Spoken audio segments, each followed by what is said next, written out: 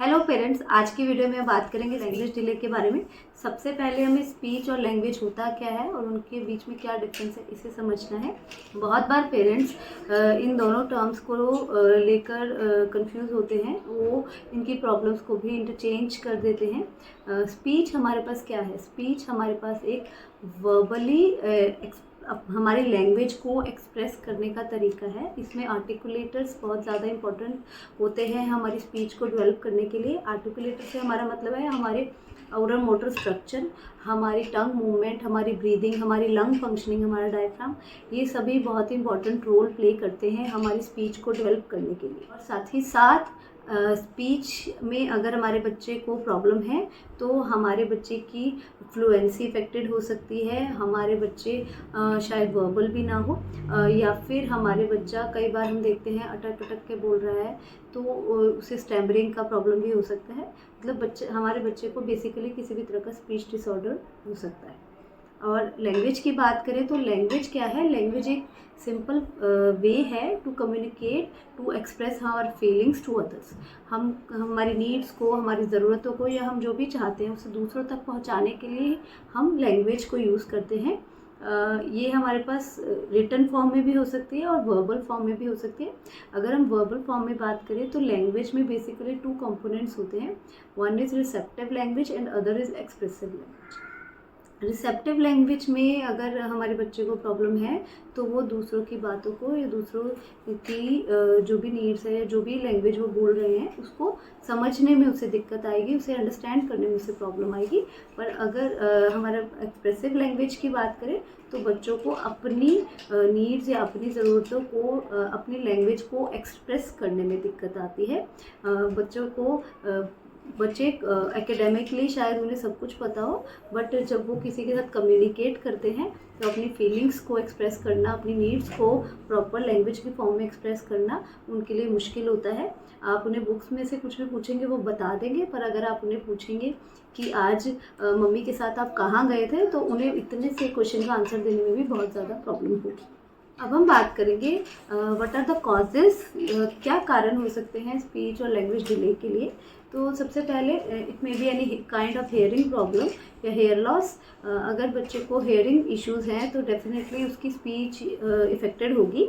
तो हमें इस चीज़ को चेक करना है कि बच्चे का हेयरिंग ठीक है या नहीं। बहुत बार ऐसा होता है कि पेरेंट्स देखते हैं, पेरेंट्स का क्वेरी होता है कि बच्चे हमारी बात नहीं सुनते हैं, हम 10 बार नाम बुलाते हैं वो रिस्पॉन्स ही नहीं देते हैं। तो ऐसे में उन्हें बहुत बार हेयरिंग टेस्ट के लिए भी कहा जाता है।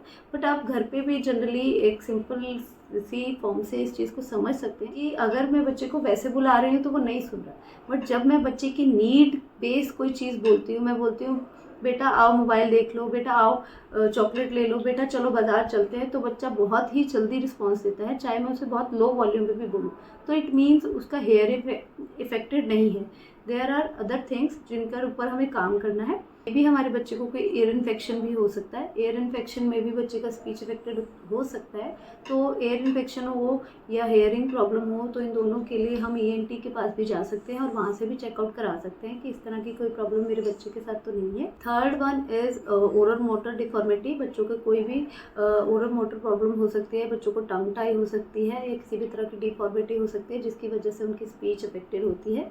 और साथ ही साथ there may be any problem in the brain, मतलब ब्रेन के उस एरिया में कोई प्रॉब्लम हो जहाँ से हमारी स्पीच डेवलप होती है, जो स्पीच के लिए रिस्पॉन्सिबल होता है। It may be due to any kind of trauma और may be any problem in the pregnancy, और जब बच्चा पैदा होता है उस समय की कोई परेशानी या दिक्कत की वजह से भी ऐसा हो सकता है। Last one is the environment which play a very important role in the development of speech और language, और साथ ही साथ हमारे बच्चे की ब्रेन की डेवलपमेंट पे भी ये के लिए भी ये बहुत इंपॉर्टेंट रोल प्ले करता है। मदर कंसीव करती है, उसके बाद से बच्चे के बर्थ से लेकर, उसके बाद से लेकर बच्चे का बर्थ एंड देन आगे के 2 साल, फर्स्ट 2 years कंसीव करने से बाद तक के बच्चे की ग्रोथ, स्पेशली ब्रेन डेवलपमेंट में बहुत ही इंपॉर्टेंट रोल प्ले करते हैं। तो इसमें एनवायरनमेंट का रोल भी बहुत ही ज़्यादा इम्पॉर्टेंट होता है। बिकॉज अगर बच्चे को पॉजिटिव स्टिमुलेशन, हेल्दी एनवायरनमेंट नहीं मिल रहा है, बच्चा किसी के साथ इंटरेक्ट ही नहीं करता है, तो डेफिनेटली उसके ब्रेन डेवलपमेंट भी इतना अच्छा नहीं होगा। बिकॉज इसी समय में हमारे न्यूरॉन्स के बीच में बहुत ज़्यादा सिग्नल्स इस्टेब्लिश होते हैं। न्यूरॉन्स से हमारा मतलब हमारे ब्रेन सेल्स जो आपस में सिग्नल इस्टेब्लिश करते हैं। तो इस समय हम जितना ज़्यादा अपने बच्चों को के साथ इंटरेक्ट करेंगे, उन्हें अपॉर्चुनिटीज़ देंगे चीज़ों को देखने की, समझने की, उतना ज़्यादा उनके ब्रेन की फंक्शनिंग इम्प्रूव होगी और उनकी स्पीच एंड लैंग्वेज पे भी हमें बहुत अच्छा इफ़ेक्ट दिखेगा। बहुत बार ऐसा होता है कि बच्चा को इनिशियली पेरेंट्स सोचते हैं कि ठीक है, पूरी लाइफ पड़ी है, कोई बात नहीं, कोई काम नहीं भी कर पा रहा है तो बाद में कर लेगा। कि सपोज़ कीजिए स्पीच में हमारे बच्चा ठीक है, हमारे बच्चे के पास वर्ड्स है, बट अपना एज अप्रोप्रिएट कम्युनिकेशन उसके पास नहीं है। वो शब्दों को तो उसको सिंगल वर्ड्स में वो बोल लेता है, बट अपनी नीड्स को अच्छे से एक्सप्रेस नहीं कर पाता है, कम्युनिकेट नहीं कर पाता है। तो डेफिनेटली हमें उसके ऊपर काम करने की ज़रूरत है। हमें we can go to any speech और language pathologist, we can go to our paediatrician, हम उनके साथ भी डिस्कस कर सकते हैं। पर साथ ही साथ आपको डेफिनेटली घर पर भी अपनी हैंडलिंग के ऊपर ध्यान देना है, जो स्क्रीन फ्री हो। क्योंकि अर्ली 2 ईयर्स में हमारे बच्चों को हमारी ज़रूरत है, ना कि किसी भी तरह के मोबाइल फ़ोन्स या टीवीज़ की। अगर उन्हें कुछ भी जो नॉलेज, जो इन्फॉर्मेशन, जो अंडरस्टैंडिंग हमारे बच्चों को हमसे मिल सकती है, वो मोबाइल फ़ोन्स या टीवी की हेल्प से उन्हें नहीं मिल सकती। तो प्लीज़ ये मैं पहले भी कहती हूँ कि पहले 2 सालों में हमें स्क्रीन से अपने बच्चों को दूर रखना चाहिए, या उन्हें बहुत कम समय के लिए ही दें और कोशिश करें कि उनके साथ ज़्यादा से ज़्यादा इंटरेक्ट करें।